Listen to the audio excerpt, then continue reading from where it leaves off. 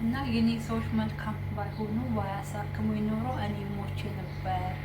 እና እግዚአብሔር ይመስገን እኔ ስልሙት ግን ልጄ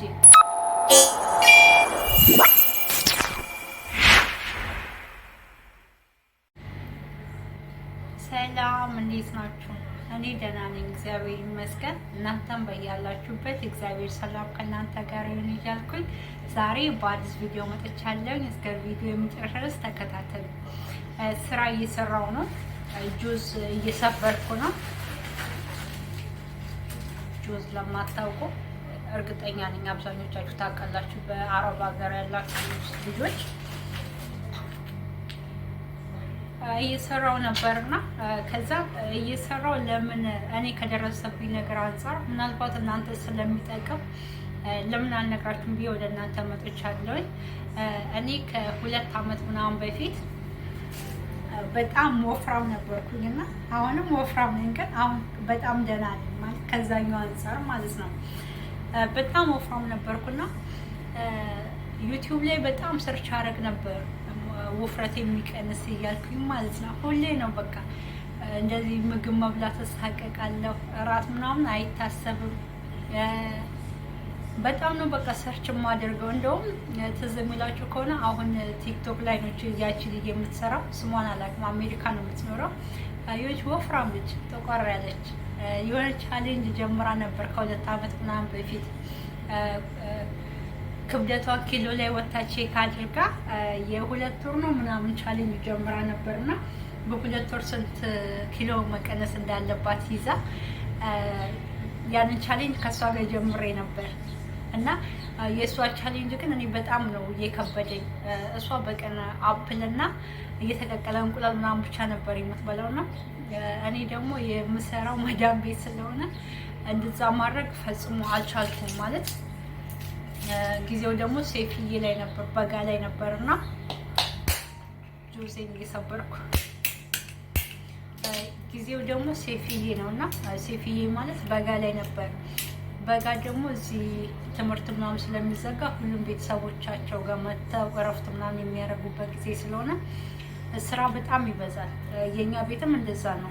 ትምህርት ስለሚዘጋ የመዳሜ ልጆች ልጆቻቸውን ይዘው ይመጣሉ እኛ ጋር ለ2 ወር። ከዛ ከስራ ጋር በጣም አልቻልኩትም። በቃ ያለ ምግብ አስባችሁታል። በእንቁላልና በእንትን ብቻ በአፕል ብቻ ቀኑ ሙሉ ምንም አልቻልኩም ነበር። ከዛ የሆነ ቀን ውፍረት ለመቀነስ ምናምን የሚል ቼክ አድርጌ ምን አየሁ መሰላችሁ? ለብ ያለ ውሃና ሎሚ፣ ለብ ያለ ውሃ ውስጥ ሎሚ ወይ ደግሞ አፕል ሳይደር የሚለውን እሱን ጨምረን መጠጣት በባዶ ሆድ የሚል አይቼ በጣም ቀላል መስሎ ስለታየኝ ከንስከፊ ጋር ነው ደግሞ ንስከፊ ሎሚና ለብ ያለ ውሃ ሶስቱ ተቀላቅለው መጠጣት በባዶ ሆድ፣ ሶስቱን ቀላቅለን በባዶ ሆድ መጠጣት። እሱን የጠጣሁት እኔ ለ1 ወር ምናምን ነበር። እሱን ጠዋት በባዶ ሆድ እጠጣለሁ። ከዛ ትንሽ ቆይቼ ደግሞ ለብ ያለ ውሃ፣ ሞቅ ያለ ውሃ እጠጣለሁ። እስከ 3 ብርጭቆ ምናምን እጠጣለሁ። ሞቅ ያለ ውሃ ቀስ እያልኩ በአንድ ሳይሆን ቀስ እያልኩኝ ማለት ነው። እንደዛ እያደረኩ መጠጣት ጀምሬ ሰውነቴም ቀነስ እያለ ለውጥ እያሳየ መጣ ማለት ነው። ያን ሰውነቴ ላይ ያን ለውጥ ሳይ እኔ ደግሞ ምን ሆንኩኝ? በጣም ደስ አለኝ ማለት ሞራል ሆነኝ ማለት ነው። ሰውነቴ ሳይ ሰውነቴ ላይ ለውጥ ሳይ በቃ በጣም እንዴት ልበላችሁ ስሜቴ ይበልጥ ተነሳሳና ይሄ ነገርማ በጣም ለውጥ አለው። ያኔ 1 ወር ነው ያደረኩት። 2 ወር ደግሞ ባረግ ይበልጥ በቃ ቀንሳለሁ ምናምን ብዬ በጣም ሞቀኝና ቻሌንጁን ቀጠልኩ ማለት ነው። ከዛ አንዳንድ ምልክት ማሳየት ጀመረ።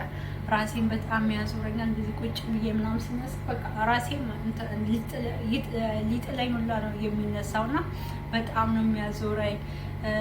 ሰውነቴ የለም አለቀ በቃ። እና እንዴት መሰላችሁ አንዳንድ ጊዜ የወር አበባ ሲመጣ ወደ ማህፀን የሚወጋ አይነት ነገር አለ። እንደዚህ እየሄድኩኝ እንደዚህ ሙክት ያደርገኛል። መራመድ አልችልም ማለት ነው። ጎንበስ ካልኩኝ ቀና ማለት አልችልም። ቀና ማለት አልችልም ምናምን በጣም አመመኝ። ከዛም የኔ መዳም ደግሞ እናት ሆነሽ መዳም ናት። ፊቴን አይታ ምናምን ሁሉ ነገር ታውቃለች። አይደለም እንደዚህ ህመም ምናምን አይደለም ረቦኝ አዝኜ ምናምን ከአንዳንዱ ነው የምታውቅብኝና እኔ መጠየቅ ጀመረች ማለት ነው።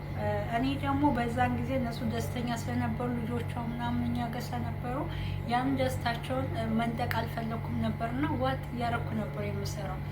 ከዛን የሆነ ጊዜ ልጆች እያጫወትኩ ነበርና እነሱ ደግሞ እንደዚህ በረንዳ ላይ ናቸው። ቁጭ ብሎ ሳለ ልጅ አቅፌ እንደዚህ ለ5 ደቂቃ ምናምን አቀፍኩትና እጫወታለሁ ስለኝ እንደዚህ መሬት አድርጌው እንደዚህ አውርጄው ቀና እንዲህ ስለበል እንዲህ በቃ እንዲህ ብዬ ቀረው ማለት ነው። ለ1 ደቂቃ ምናምን እንዲህ ጉንብስ ብዬ ቀረው።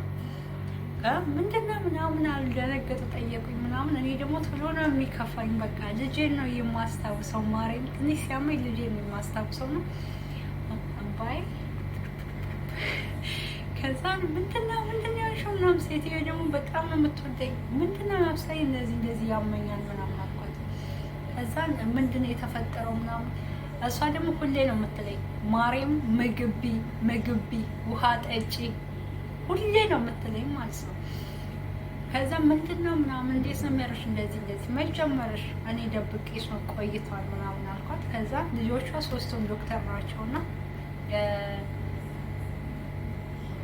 ምን እንዴት ነው ከዛ ሐኪም ቤት ትሄዳለህ ልጁ ማለት ነው። ነገ ጠዋት ሐኪም ቤት ሄድና ቼክ ተደረግ ምናምን አለ ማለት ነው። ከዛ ሐኪም ቤት ሄጄ ቼክ ተደረግኩኝ ምናምን። ከዛ ቼክ ስደረግ እግዚአብሔር ምስክሬ ነው እውነቴን ነው የምላችሁ። ከዛን ቼክ ስደረግ እናቴ ዶክተሩ እንዴት ነው ቆመሽ ይርሻል ማለት ነው። እንዴት አልሞተችም እመብርሃንና ሰው እንደዚህ ይቻላል እንዴ? እመቤት እንዴ እንደዚህ ይቻላል እንዴ? እንደዚህ ቆሞ መሄድ ይቻላል እንዴ ነው ያለው። ደም የለም በቃ ምጥጥ አድርጎኝ ደም የተባለ ለካ እኔ ስቆም የሚያዞረኝ እሱ ነው። እኔ ሰውነቴ መቀነሱን ነው የማየው። ሎሚውና ንስከፊው ምን እያደረገኝ እንደሆነ እኔ መቻውቄ እልቅ ከዛም ሴትይቱ ጠየቀኝ። ዶክተሩ ጠራኝ ማለት ነው። እኔን ጠራኝ። ሴትዮ ውጭ አላለ ትንሽ ደቂቃ ማለት ነው። ያኔ ይሄ ውጤት ምናምን ሲነገረው ምናምን ሴትዮ ነበረች። ከዛ በኋላ እኔን ሌላ ክላስ ነው ያለኝና ሴትዮ ትንሽ ብቻችን ተይን አላት። ምግብ አሰጥሽም ስራ ታበዛብሻለች። እግዚአብሔርን እንዲያለ ምግብ አሰጥሽም ስራ ታበዛብሻለች፣ ምግብ ተከለክልሻለች፣ ምንድነው ችግርሽ ምናምን አለ። አረ እሷ ሁሌ ነው ብዬሽ እንደዚህ የምታስገድደኝ በጣም ጥሩ ሴት ናት ምናምን ፈርተሽ ነው። አሁን እኔ ከሷ አልልክሽም። አንቺ በዚህ መልኩ እንትን የምትይ ከሆነ እግዚአብሔርን ነው የምላችሁ። አንቺ በዚህ መልኩ የምትቀጥይ ከሆነ አንቺ በቃ በእግዚአብሔር ነው ያተረፈሽ ነው ያለኝ እና እኔ ፖሊስ ጠራለሁ የምትፈሪ ከሆነ ግን ያለውን ነገር ንገሪኝ ምናምን አለኝ። ነገርኩት። እኔ እግዚአብሔርን እንደዚህ ነው እኔ ወፍራም ነበርኩኝ እና ምግብ ምናምን ቀንሻለሁ እና ደግሞ በቃ ሲጠይቀኝ ምን እንደሚባለው በሽታውን ካልተናገሩ መድኃኒት አይገኙ ነው ምናምን የሚባል ነገር አለ።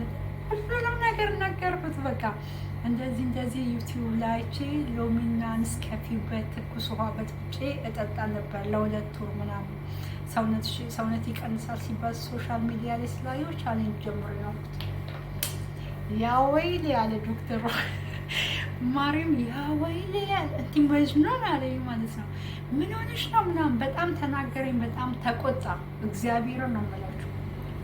አንቺ እኮ ሞተሽ ነበር ሁሊ ከተርኬር አላል እግዚአብሔር ይመስገን በይ። ፈጣሪ ይወድሻል ማርያምን፣ ፈጣሪ ይወድሻል። አምላክሽን አመስግኝ። ከዛ ሴትዮ ምን አላት? ቦሎቄ ይሄ ደግሞ ስፓኒች፣ ሌላ ደግሞ ቦሎቄ፣ ስፓኒች፣ አሳ ምንድን ነው ሌላ እነዚህ ወተትና እንቁላል እነዚህ ነገሮች መብላት አለባት አለ ማለት ነው። እና ብሎ እነዚህ የምበላው ምግብ ነገረኝ። ይሄ ሎሚ ምናምን የሚባለው ነገር መሞት ፈለጋለሁ ካልሽ እስተፊ በስ ይሄ እንደዚህ ነው፣ ደምሽን እየመጠጠ ነው፣ ድጋሚ እንዳትመለሽበት፣ እንደዚህ አይነት ምግብ ትገዛለሽ፣ ይሄንን ምግብ ቢያለኝ ሴትዮ በቃ ምን ትበል እግዚአብሔርን።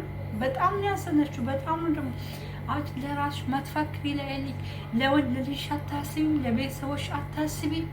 አንቺ እኮ ብትሞቺ ነው የታሰራለ ለኔ አታስቢም። በቃ ሴትዮ ምን ትበል? እዛን እንደዛ ተባለ። ውጤቱን ይዘን ገባን ማለት ነው። ይዘን ገብተን ለልጁ አሳየን፣ ለሷ ማለት ነው። ሶስቱም ዶክተር ናቸው ብያቸዋለሁ። ግን ያኔ የስራቸው ዘርፍ ሶስቱም ዶክተር ቢሆኑም ግን የተለያየ እንትን ነው። አንዱ የልብ ነው፣ አንዱ ደግሞ እንደዚህ የሆድ ምናምን ነው፣ ሌላውም እንደዛ።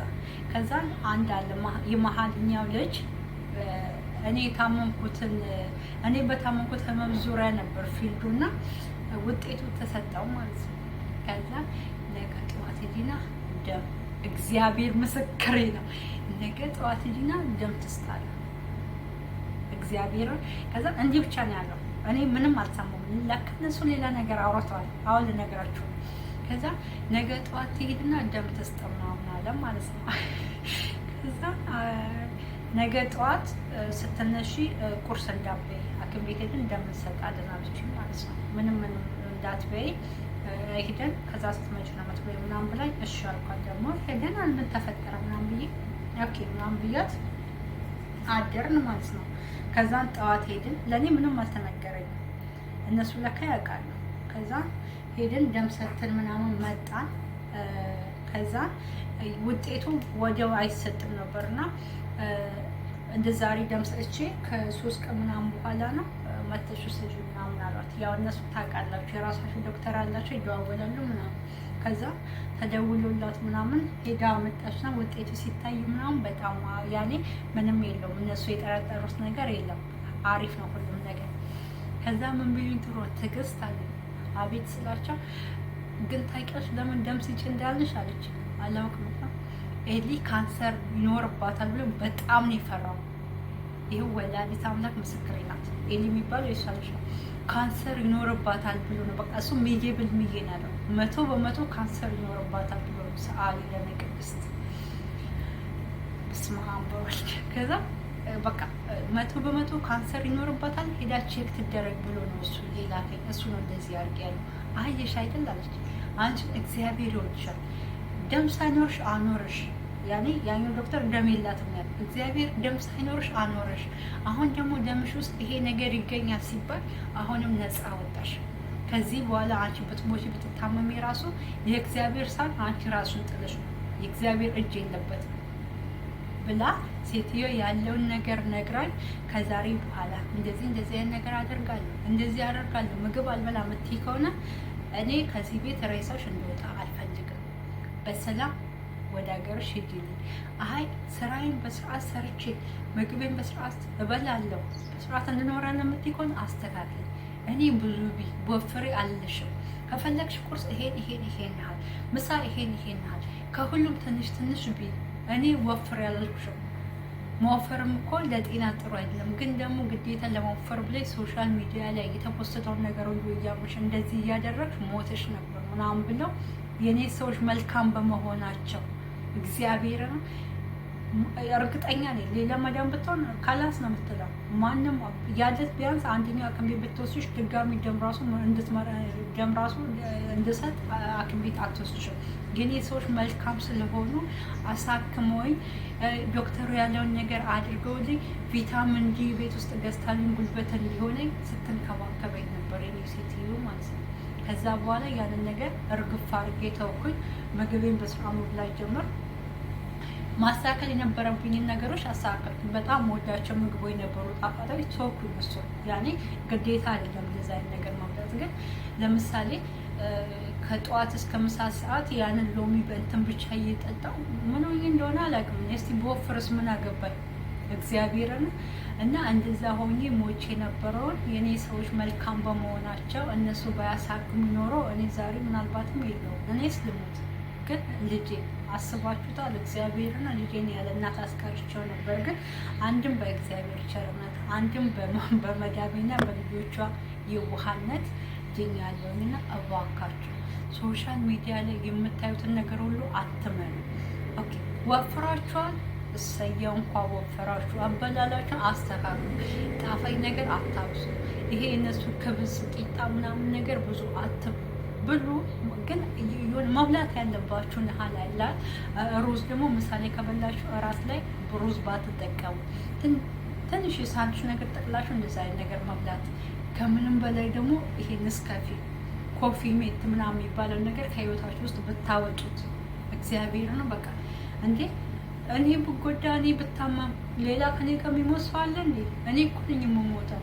እኔ እኮ እናቴን፣ አባቴን፣ ልጄን በቃ ቤተሰቤን አጠቃላይ ጥዬ የመጣሁት እኮ ነገን የተሻለ ኑሮ ለመኖር ነው እንጂ እዚህ ለመሞት አይደለም የመጣሁት። ሁላችሁም እንደዛ ነው። የእኔ ሀሳብ ነው የምትጋሩት። እንደዚህ በስመ አብ እግዚአብሔር። እንደዛ ከሆነ ደግሞ ሀሳባችሁ ይሄ ከሆነ ለራሳችሁ መኖር አለባችሁ። ለምሳሌ የሆነ እሳት እዚህ ጋር ቢኖርና ህፃን ልጅ አንዴ ነክቶት ቢያቃጥለው በሁለተኛው ቀን በዛ ጋር ራሱ አያልፍም። አይነካም እኮ ህፃን ልጅ አንዴ ነክቶ ካቃጠለው ድጋሚ አይነካም። በቃ በፊት ባለማወቅ ከሆነ ያጠፋችሁት፣ ሁለተኛ ላይ ግን ጉዳቱን ካያችሁ በምንም ተአምር አትሆኑ። ምንም ይሁን ምግብ ብቻ ሰውም ማለት ነው። አንዴ ከበደላችሁ ሁለተኛ እንዲበድላችሁ ቻንስ አትስጡት። ለራሳችሁ መኖር አለባችሁ።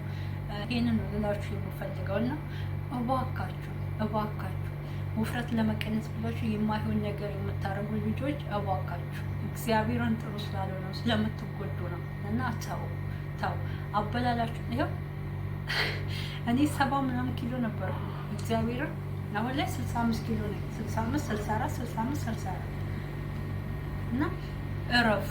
እንደዛ እንዳታረጉ። አበላላችሁ ብቻ በማስተካከል ቀስ እያላችሁ ሰውነታችሁ ይስተካከላል። እና ሰዎች ይሄ ደግሞ አፕል ሳይደር ይባላል እንዳትጠቀሙ። እሱ በእውነት ነው የምላችሁ፣ በጣም መጥፎ ነው። ጨጓራችንን ምናችን ሲጀመር ከኛ ስራ ጋር አይሄድም። ወፈርን እሰየው፣ ከሳን እሰየው፣ በቃ አለቀ። እና ጤናችሁን ጠብቁ። ሶሻል ሚዲያ ላይ የሚፖስተውን ነገር በሙሉ አትመኑ።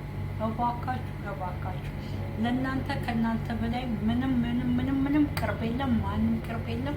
ማንም አያስብም።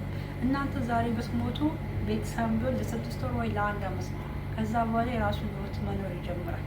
ስለዚህ እባካችሁ እራሳችሁን ጠብቁ። የዛሬ ቪዲዮ ይሄን ይመስላል። ቪዲዮ ከተመቻችሁ ላይክ፣ ኮሜንት፣ ሼር አድርጉልኝ፣ ሰብስክራይብ አድርጉልኝ። ዩቲዩብን ሀሳባችሁን በኮሜንት አሳውቁኝ። በቀጣይ ቪዲዮ እስክንገናኝ አመሰግናለሁ። ቸር ሰንብቱ።